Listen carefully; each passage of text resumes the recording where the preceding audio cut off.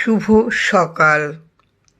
ঐশ্বর্য নিয়া ব্রজে যাইতে পারে না, ব্রজভূমি শুধু মাধুর্যময়। পিতার সেবা করিলেই পিতৃধনের মালিক হইতে পারিবেন। সুকৃতি ফলে সুখ এবং দুষ্কৃতির পরিণামে দুঃখই প্রাপ্ত হয়।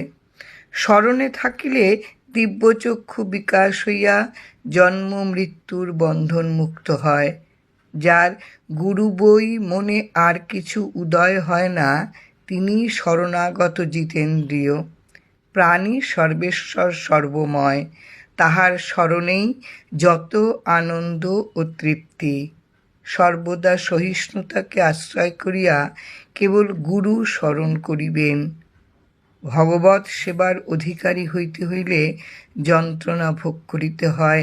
একটা নিয়া থাকাই ভালো, অনেক কিছুতে দারিদ্রতা আসে। গর্বহারী ভগবান কারো গর্ব অভিমান থাকতে দেন না। সংকল্প থেকেই ঈশ্বর লাভ হয়, বেদ বিধিতে পাওয়া যায় না। সত্যনারায়ণের অর্চনা করিলে সকল দেবদেবী তুষ্ট থাকেন। গুরুর বাক্য বই বেদ নাই, পালন বই কর্ম নাই, মুক্তি নাই। জয় রাম, জয় রাম।